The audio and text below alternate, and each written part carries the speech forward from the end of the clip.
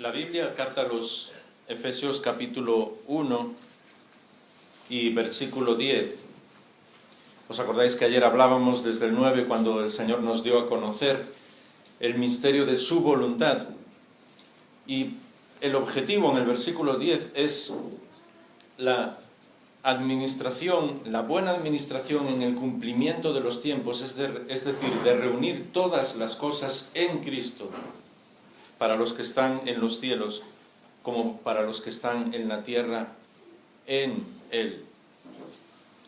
Ese es un objetivo que ocurrirá un día cuando el Señor restaure absolutamente todas las cosas en los cielos nuevos y en la tierra nueva. Dios nunca hace nada para ser destruido, sino para restaurarlo.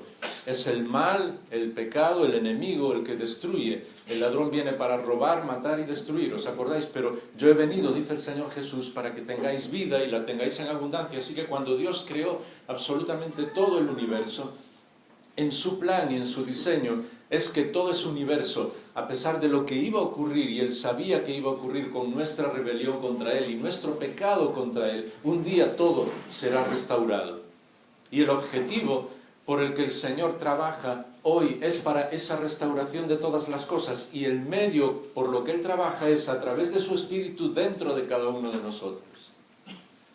Él podía haber llevado a cabo ese objetivo de muchísimas maneras, porque Dios es todopoderoso y Él puede y tiene la capacidad, la creatividad para hacer las cosas en la manera que Él quiere, pero Él diseñó un plan en el cual quiere usar a todos sus hijos y a todas sus hijas para la restauración de ese universo, para que todas las personas, absolutamente todas, puedan llegar a conocerle a Él por medio de lo que nosotros vivimos, por medio de lo que nosotros somos, por medio de lo que nosotros decimos.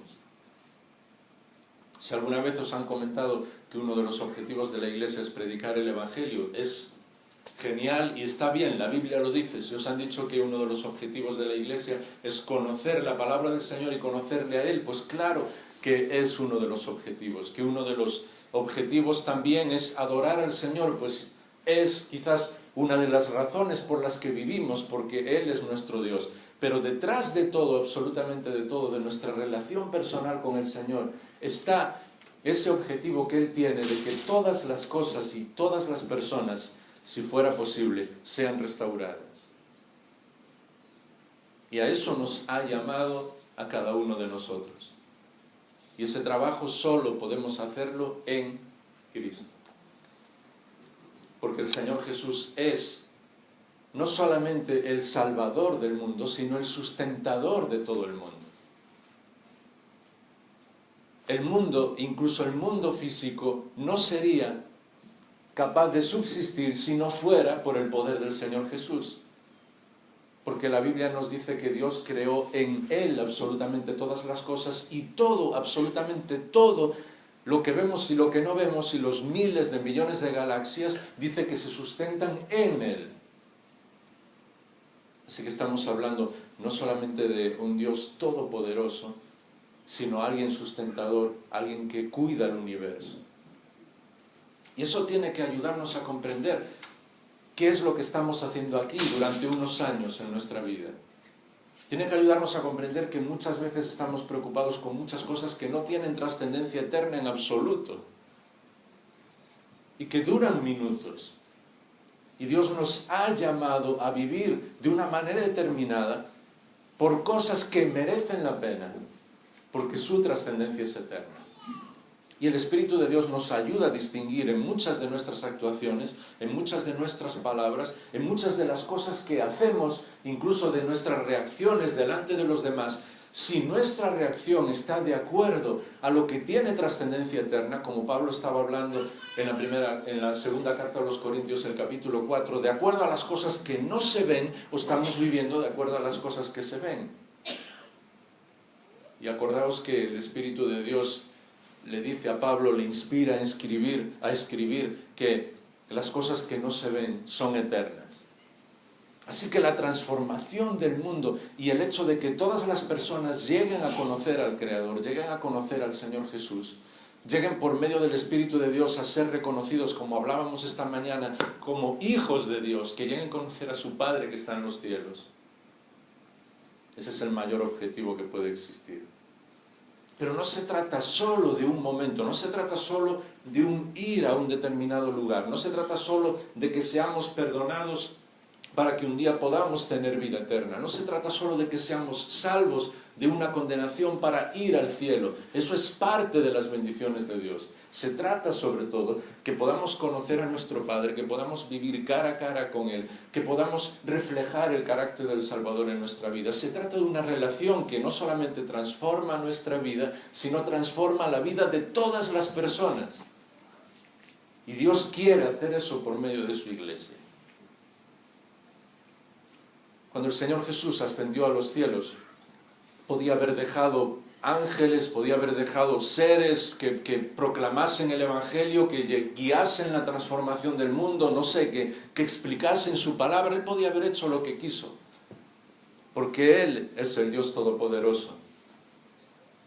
Pero el Señor Jesús, en ese seno glorioso de lo que es Dios, de la Trinidad, por el poder del Espíritu Santo y en plena relación perfecta de la voluntad con su Padre, Dios decidió que absolutamente todo lo que había que hacer en este mundo, cómo transformarlo, lo hiciese a través de su iglesia, a través de cada uno de nosotros, por el poder del Espíritu Santo, pero a través de cada uno de vosotros.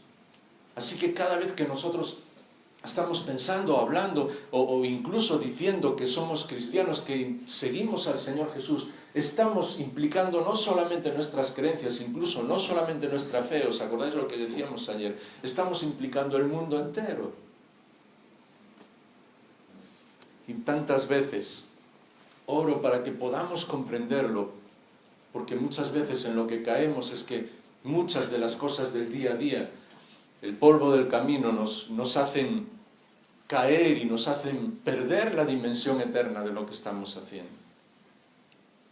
Y nosotros no hemos creído en el Señor Jesús y el Espíritu de Dios viene a transformar nuestra vida simplemente para ser cristianos, para que haya una religión más en el mundo. El Señor ha venido a nuestra vida y el Espíritu de Dios llena nuestra vida para que transformemos el mundo. Y eso fue lo que ocurrió en los primeros siglos de la Iglesia. ¿Qué era lo que las personas decían? Aquí están los que trastornan el mundo. No tenían medios de comunicación, no tenían grandes iglesias, ni siquiera edificios, no tenían estructuras, no tenían misiones, no tenían mecanismos de evangelización, no tenían absolutamente nada, pero transformaban el mundo. Porque cada uno de ellos transformaba el lugar donde estaba. Y eso es lo que nosotros tenemos que entender. Porque no estamos simplemente en el mundo, y a veces incluso nuestra propia religiosidad, nuestra manera de ver las cosas, que se nos apega mucho, porque no hay nada más carnal y más anti-espiritual que la religiosidad. Es curioso, pero es así. Y la religiosidad nos aleja de lo que el Espíritu de Dios quiere hacer dentro de nuestra vida. Y a veces hasta nuestras ideas, nuestras sensaciones, es como que si estuviéramos fuera de todo y nos alejamos de todo y lo pasamos muy bien dentro de un edificio en la iglesia y la relación unos con otros, y todo esto es parte de lo que Dios quiere hacer en nuestra vida, pero estamos muy bien ahí. Y después nuestra vida tiene muy poco sentido con llevar a las personas no solamente la palabra de Dios, sino el carácter de Dios, sin transformar al mundo. Incluso tomamos versículos que a veces los sacamos de contexto, como cuando el Señor Jesús le dijo a Pilato: mi reino no es de este mundo. Lo que Él está diciendo es: mi reino no procede, no pertenece a este mundo. Mi reino viene del cielo, pero es para transformar el mundo. Si no, Él no hubiera ido a la cruz. Y a veces pensamos que no, es que no somos del mundo. Claro, nosotros no pertenecemos, es decir, no procedemos del mundo, procedemos del Espíritu de Dios, pero Dios nos ha puesto aquí para transformar ese mundo. Y no podemos hablar mucho, no tenemos mucho tiempo para esto, pero solamente las personas que han comprendido realmente esto a lo largo de la historia, y que por medio de todo, de las ciencias, de las artes, de la música, de la lucha social, incluso personas que 100% han estado comprometidas con Dios, realmente han hecho que este mundo sea mejor, aunque este mundo no es el lugar donde Dios reina, ¿me entendéis?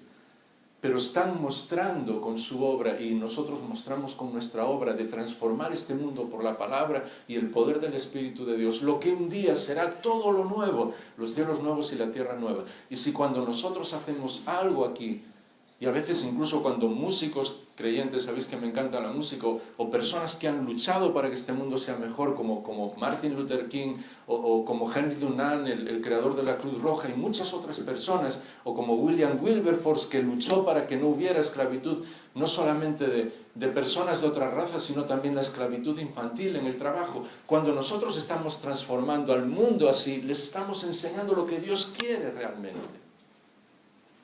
Y es cierto que somos ciudadanos del cielo, pero porque somos ciudadanos del cielo, queremos vivir aquí de la manera más parecida a como se vive en nuestra casa. Y queremos que los demás lo vean y lo disfruten, y entonces digan, pues realmente yo quiero conocer a ese Dios. Y no tenemos mucho tiempo para hablar de esto, quizás luego en las preguntas, pero es impresionante que hasta en el Apocalipsis, cuando se habla de los cielos nuevos y de la tierra nueva, se dice muy claramente que Dios va a tomar lo mejor de las naciones y lo mejor del honor y la gloria de todas las personas para restaurarlas y tenerlas en el cielo. Y en los cielos nuevos y en la tierra nueva y en todo el orden nuevo, cuando ya no exista el mal y ya exista el pecado. Así que cuando evangelicemos y cuando hablamos del Señor, tenemos que hacerlo pensando en eso, pensando en lo que Dios quiere hacer en la vida de cada persona, y tenemos que intentar ver a cada persona como el Señor la ve, y ver lo que hay en esa persona, no en este momento, sino lo que habrá en el futuro cuando el Espíritu de Dios la transforme, y tener esa compasión que tenía el Señor Jesús. Así que, ¿cómo podemos hacer esto? Es una introducción un poco larga, pero ahora vamos a los puntos concretos y luego espero que en las preguntas podamos hacerlo. En primer lugar, estamos para transformar el mundo, como hemos leído Efesios capítulo 1, versículo 2. ¿Cómo lo hacemos? En primer lugar, ayudando a todos. Muchas personas necesitan ayuda, y más en el mundo en el que estamos viviendo. Y a veces hemos disociado lo que significa el Evangelio, que es proclamar las buenas noticias y que el Espíritu de Dios transforme la vida de las personas, del hecho de ayudar a esas personas. Y el Señor Jesús, que es nuestro ejemplo, y no solamente nuestro ejemplo, acordaos, y espero que lo recordéis después de todos estos días, vivimos en Él, así que no podemos hacer nada sin Él. Supo de una manera perfecta, porque Él es perfecto, hablar del mensaje del reino de Dios y ayudar a las personas, proclamar el mensaje de Dios y dar de comer a las personas, explicar lo que Dios quería hacer, el cambio transformar en sus vidas y sanarlos. ¿Entendéis el equilibrio? Así que el deber, y no solamente el deber, porque al hablar de deber no comprendemos lo que hay en la raíz de lo que es nuestro corazón. Muchas cosas no lo hacemos por deber, sino porque nos gusta hacerlo así. La Iglesia debe vivir encantada de ayudar a todos. Y cuando no hay nadie que ayude, nosotros decimos, no, yo quiero hacerlo. ¿Por qué? Porque Dios te lo dice, no. Porque mi Padre ayuda a todos y yo me parezco a mi papá.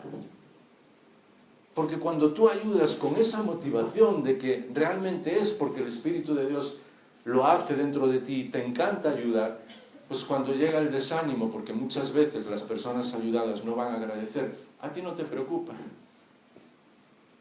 Tú dices, yo no lo hago para que me agradezcan. Yo lo hago porque no sé vivir de otra manera. Y el día que la Iglesia aprenda a ayudar a los demás porque no sabe vivir de otra manera, el mundo seguirá siendo transformado. Porque además nos ayuda a comprometernos con las personas que sufren. Eso es sencillamente ayudar. Dejadme que os diga una cosa que es radical. No es nada que aparezca en ningún versículo bíblico que yo sepa, pero es algo que he aprendido a lo largo de los años. Podéis estar de acuerdo conmigo o no, pero yo os digo que hay mucha realidad en esa frase. No puedes confiar en una persona que no haya sufrido. Porque cuando vivimos muy bien, todo nos va muy bien, todas las cosas van bien, tenemos un buen trabajo, la familia va muy bien, no hay ningún problema, la relación con los hijos es perfecta, nuestros vecinos nos quieren, vamos a la iglesia, predicamos y todo es perfecto. a veces estamos un poco fuera de la realidad. Cuando viene una enfermedad, cuando alguien no te comprende, cuando alguien malinterpreta algo que has dicho, cuando alguien te acusa injustamente, cuando alguno de tus hijos o tus hermanos no entienden algo de lo que estás haciendo, cuando hay un problema y comienzas a sufrir, esa es la realidad. Porque vivimos en un mundo de sufrimiento. Y muchas veces, por nuestra manera de ser y porque nos ayuda y porque siempre es mucho más tranquilo vivir una vida tranquila y no arriesgarnos, y estamos dentro de la iglesia, dentro del edificio, de nuestras actividades, de lo que hacemos lunes, martes, miércoles, jueves, y no dejéis de hacerlo, entendedme bien, pero como estamos tan sumamente protegidos, nunca sufrimos, y cuando viene alguien que está sufriendo, no le comprendemos. Queridos hermanos y hermanas, seguimos a un Salvador, al único Salvador, que todavía tiene las señales de las cicatrices. Así que nosotros, ¿qué nos espera a nosotros? Sino sufrir por los demás y comprometernos con los que sufren. Y esa es la razón, porque a veces la gente piensa, bueno, es que Dios era de una manera, actuaba de una manera en el Antiguo Testamento y actúa de otra manera ahora. No tenemos tiempo para explicar esto. Dios sigue siendo el mismo. En el Antiguo Testamento obraba por medio de un pueblo. Siempre todas las cosas que Dios decía eran a través de un pueblo. En el Nuevo Testamento habla personalmente, pero Dios sigue siendo el mismo. ¿A dónde quiero llegar? Que cuando lees capítulos como por ejemplo Isaías 58, te das cuenta de lo que realmente Dios espera de nosotros y caes de todo lo que es la religiosidad. Porque en el momento en el que el profeta Isaías escribe a lo largo del reinado de 4 reyes diferentes, el pueblo de Israel en aquel momento, todo lo que era su aparatosidad religiosa, todo lo que era su entorno religioso, era lo máximo en toda la historia. Los sacerdotes, los sacrificios, los levitas, la música, sus reuniones en el templo de adoración a Dios eran impresionantes. Pero ¿sabes lo que Dios dice? Comienza Isaías capítulo 1 y dice, yo odio vuestra adoración. Eso sí es duro. ¿Sabes por qué? Porque lo que estaba pasando era que venían a la presencia de Dios, hacían todo eso, volvían a casa, todo se les olvidaba. Su vida no tenía ningún valor en cuanto a su confianza en Dios. Es más, cada vez que tenían algún problema, en vez de orar y buscar a Dios, iban a Egipto por ayuda. Otra vez, los que sois padres lo sabéis. Nada nos hace más daño a un padre que cuando uno de tus hijos necesita ayuda realmente y nunca te lo dice y va a buscar ayuda a otro lugar. Porque lo que tú quieres es ayudar, es darle todo, si puedes tu propia vida a tus hijos. Y cuando ves que no te dicen nada, que no te cuentan sus problemas, que buscan ayuda por cualquier otro lado, se te rompe el corazón. Y Dios le está diciendo, así que venís, me adoráis, decís que yo soy el mejor Padre, el mejor Dios. No sirve de nada.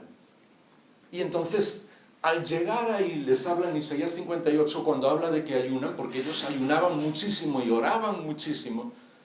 Y sé que vosotros me estáis entendiendo, que no quiero predicar en contra de ninguna cosa, sino todo lo contrario, ver lo que Dios está diciendo.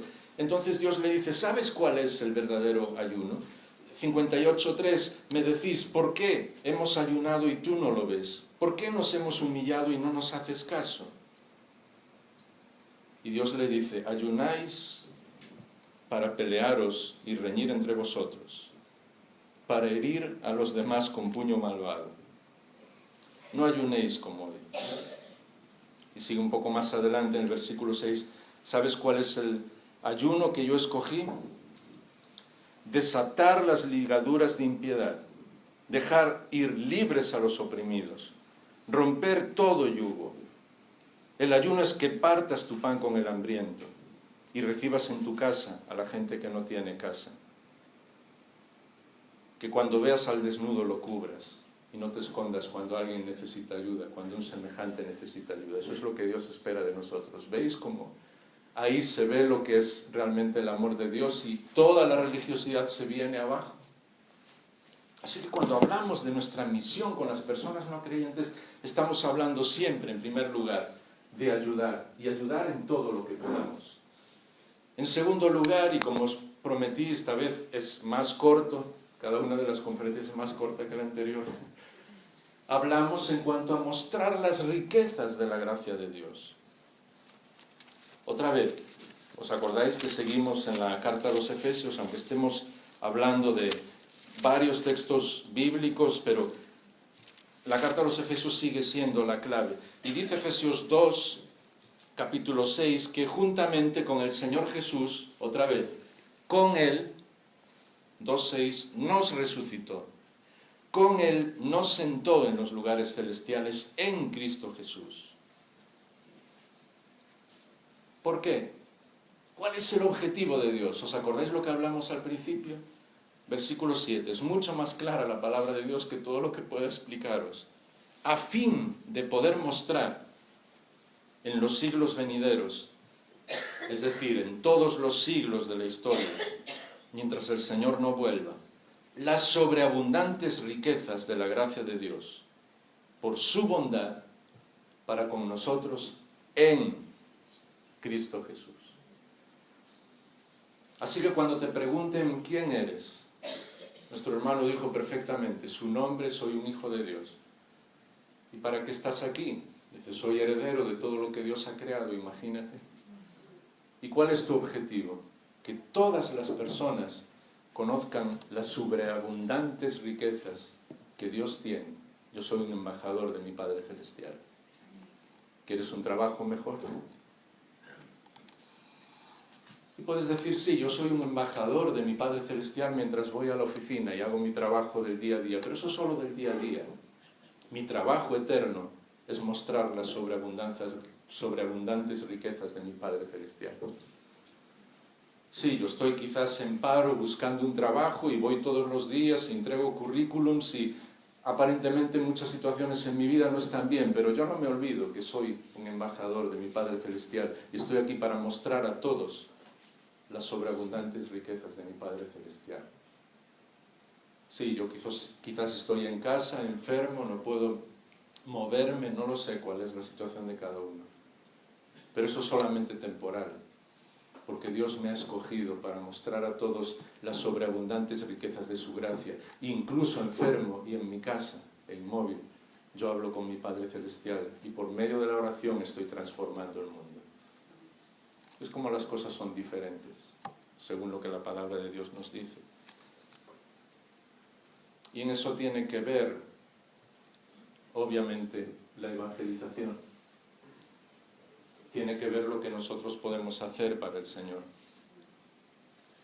Sabéis, vivimos en una generación que ve antes que ninguna otra cosa.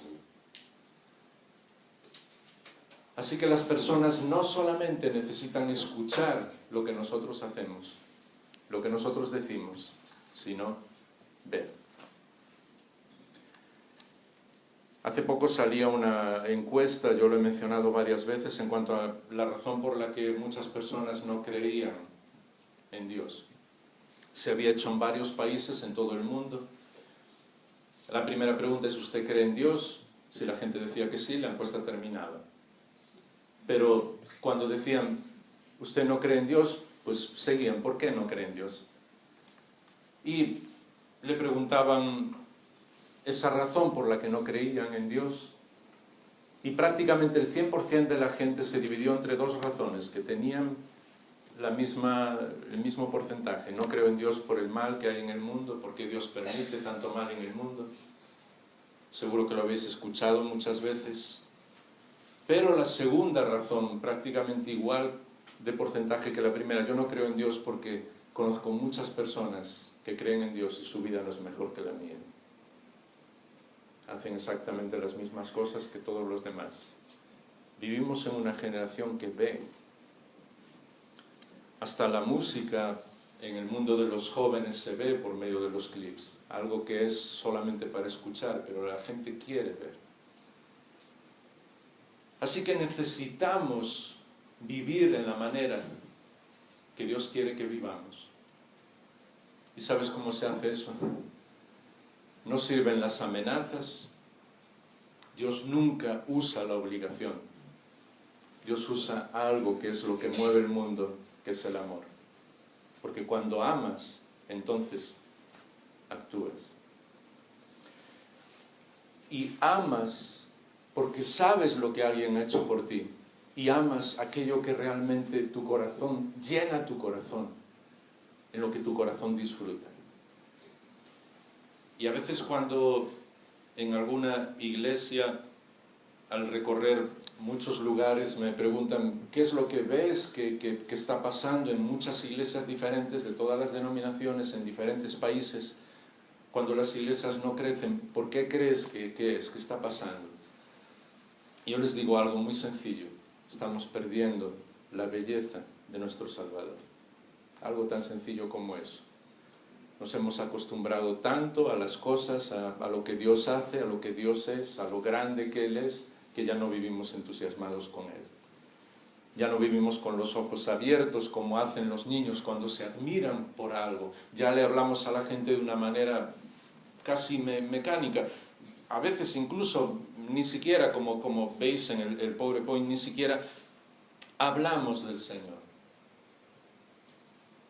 Y a mí me entristece mucho que a veces tenemos un montón de cosas para la iglesia que, bueno, pueden tener cierto sentido, y espero que me entendáis el argumento.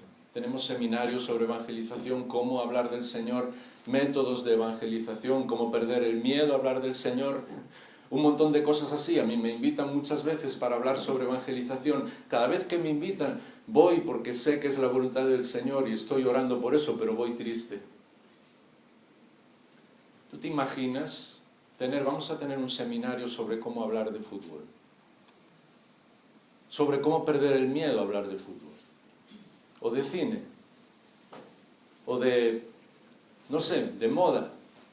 O de los programas de televisión. Vamos a hacer un seminario para explicar a la gente herramientas para que en algún momento, en alguna conversación y de alguna manera puedan hablar de un programa de televisión con sus amigos. ¿Verdad que es ridículo?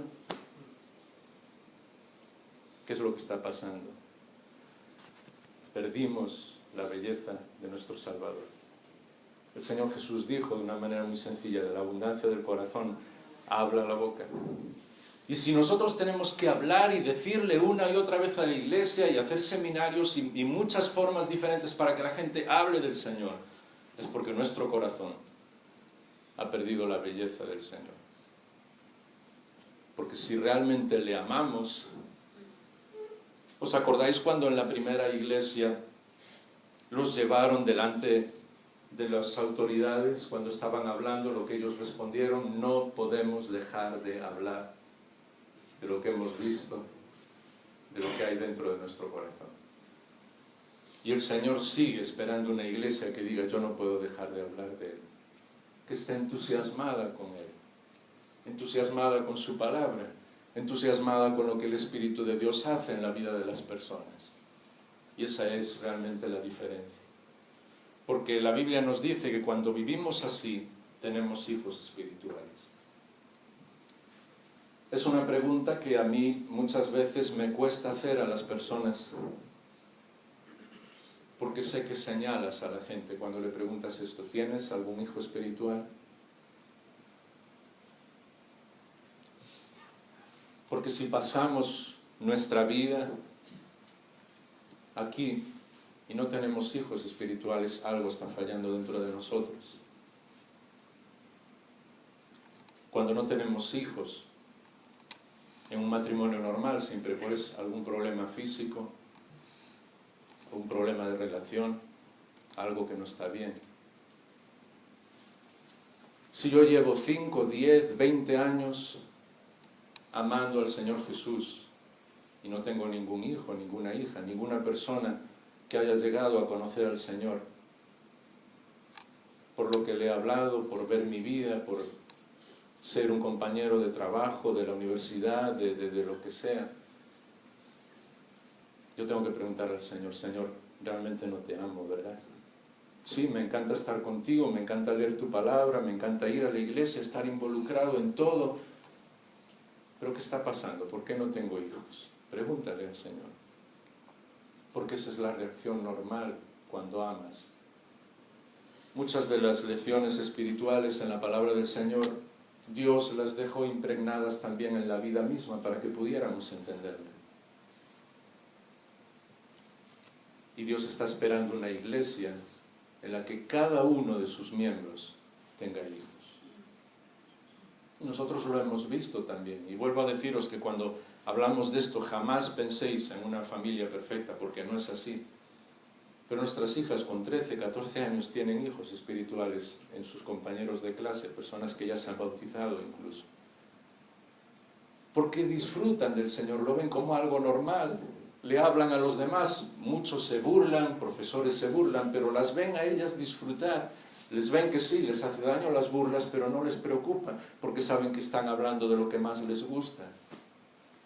Y nos dan ejemplo a nosotros. Así que necesitamos volver a recuperar la belleza del Señor, porque cuando nosotros sabemos cómo es el Señor, nosotros sabemos cómo somos nosotros, porque vivimos en Cristo. Y por último, vivimos en la luz. Y es esa última parte que quizás no tenemos tiempo, aunque esta tarde podamos hablar un poquito, pero no tenemos tiempo para explicar 100%, pero que habla la carta a los Efesios en ese último capítulo donde baja todo esto que es práctico 100%, pero todavía más a la práctica. Y Efesios 5:8 dice: antes erais tinieblas, pero ahora sois luz en el Señor. Andad pues como hijos de luz. Y a partir de ahí te explica cómo hacerlo, te explica que el Espíritu de Dios te llena, te explica las circunstancias de cada momento, te explica incluso cuando tienes enfrentamientos con otras personas, cómo resolverlos, cómo ayudar a las demás personas, cómo algunas veces vivir de acuerdo a la justicia de Dios, pero no siempre es así. A veces también ser hijos de luz es ceder algo en tus derechos. Te va explicando absolutamente todo de una manera genial, porque es la palabra de Dios. Así que tú eres un hijo de luz y lo vas a ser siempre. Y quieras o no, aunque quieras esconderte, ¿recuerdas la imagen del Señor Jesús que es genial cuando dice que una luz no se pone debajo del colchón? Es mucho más genial de lo que pensamos, porque yo había escuchado muchas veces esas palabras del Señor y piensas en una luz como la nuestra, debajo del colchón, que no alumbra, pero es que en aquel momento las luces eran normalmente teas con fuego, así que si pones algo con fuego debajo de un colchón, lo que vas a hacer es que todo se queme. Y hermanos, hermanas, en serio, ya no tanto en broma, yo he visto muchas personas a lo largo de los últimos años quemados, literalmente en su vida, porque la luz, lo que ardía en su corazón, nunca lo han sacado afuera. Se han escondido, por muchas razones. No hablan de lo que realmente su corazón anhela, que es del Señor. Y eso termina quemando tu vida. Y personas que a veces tienen muchos años. Recuerdo una vez en una reunión de evangelización, una persona, además uno de los responsables, de los líderes que yo admiro muchísimo aquí en España, con casi 70 años, me decía sinceramente, después de orar: Jaime, yo hubiera dado cualquier cosa por haber comprendido esto hace 40 años. Porque es algo tan sencillo como brillar para el Señor y dejar que su fuego llegue a todos los lugares que Él quiera. Por eso vivimos en luz. Y sabes, todas las personas están muy preocupados de las cosas que hacemos, y la misión de la Iglesia igual en cuanto a lo que hacemos, en cuanto a los dones que tenemos, en cuanto a que la Iglesia tenga muchas actividades, muchas cosas, que todo el tiempo esté cubierto. Pensamos siempre en términos de cosas, incluso en términos de dones. Y alguno de vosotros debe estar pensando: pues a mí me encanta que haya personas que expliquen la Biblia así, de esa manera. Pues deja de pensar eso, porque eso es un regalo de Dios, no tiene nada que ver con ninguno de nosotros.